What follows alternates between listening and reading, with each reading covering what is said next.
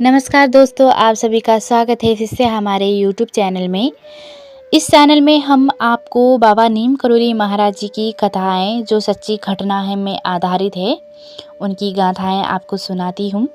तो आज इसी के सिलसिले में महाराज जी की शरीर लीला के उपरांत की लीलाएं हम बताने जा रहे हैं। तो देर न करते हुए चलते हैं कथा की ओर। केची आश्रम का वार्षिक भंडारे में हर साल भक्तों की संख्या बढ़ती रहती है। दूर दूर से लोग सेवा में 10 तारीख से ही यहाँ रहने के लिए पहुँच जाते हैं। 14 तारीख तक लगभग 1500 भक्त यहाँ सेवा में पहुँच जाते हैं और प्रसाद पाते हैं। सुबह बाल भोग में हलवा, राजभोग, दोपहर में चावल, पूरी, दाल और चना और रात को खिचड़ी, जिसमें दाल, चावल और सब्जियां सब साथ, जिसे दक्षिण भारत कर्नाटक में विशिबल्ला भात कहते हैं। 1979 से मैं हर साल केची के भंडारे में पहुंचता हूं। माताजी ने मुझे 14 तारीख के प्रसाद की सेवा सौंपी है। मैं अन्य भक्तगण की सहयोग से इसे निभा रहा हूं। कभी खिचड़ी कम हो जाती है तो और बनाई जाती है और कभी देर से बनने के कारण कुछ भक्त प्रसाद से वंचित रह जाते हैं। हमने महाराज जी के चमत्कार पढ़े और सुने हैं। कभी थोड़े प्रसाद से ही कहीं भक्तों के पेट भर देते हैं। ऐसी महाराज जी की लीला आशीर्वाद है। स्वामी चिदानंद शिवानंद आश्रम ने महाराज जी के 8 संतरे कैसे 20 से 25 भक्तों में बांटे और उन सब भक्तों को सौभाग्य से महाराज जी का प्रसाद मिला। कई बार सोचता और महाराज जी से शिकायत करता, महाराज जी खिचड़ी की मात्रा क्यों नहीं बढ़ाते। 2005 के वार्षिक भंडारे में 14 जून को हमेशा की तरह 6 बड़े भगोनों बर्तनों में खिचड़ी बनी, पर मात्रा बढ़कर 7 बर्तनों के बराबर चावल, दाल और सब्जियों प्रयोग की गई थी। लगभग 7:30 पर डॉक्टर चौधरी मेरे पास आए और कहा, दाल भक्तों की संख्या सामान्य से बहुत अधिक लगती है। क्या भक्तों के लिए तैयार किए गए प्रसाद की मात्रा पर्याप्त होगी? महाराज जी में आस्था रखते हुए मैंने जवाब दिया, महाराज जी सब ठीक कर देंगे।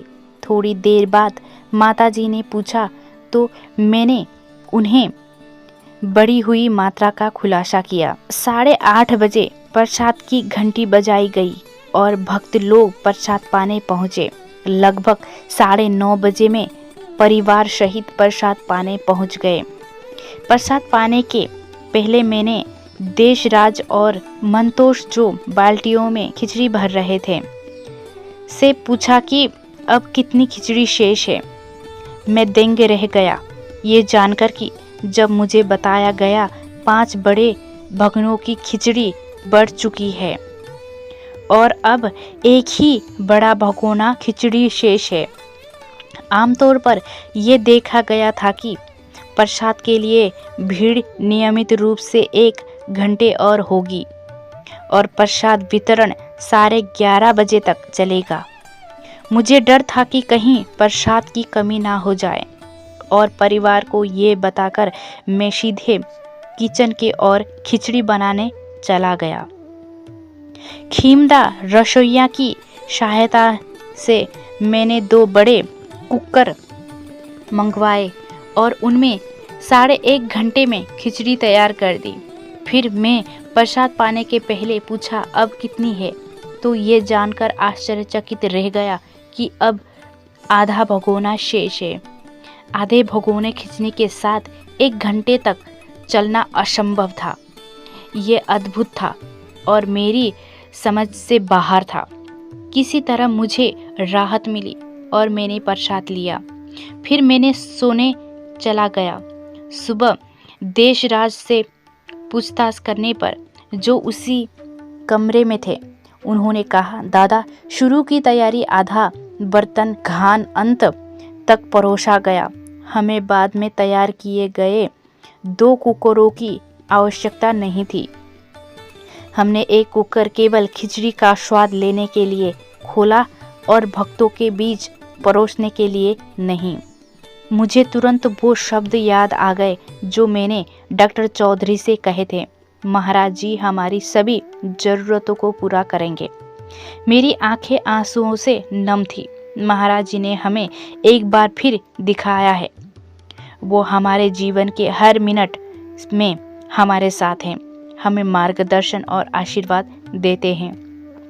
अनगिनत हैं महाराज जी और माता जी की कृपा और विविध उनके चमत्कार। मैंने उनके चमत्कारों के बारे में सिर्फ एक और बताया है। महाराज जी और माता जी को शत शत प्रणाम। ये थी उनकी अद्भुत लीलाएं जो इस घटना के आधार पर हमने आपको बताई है, जो आज भी घटित होती है।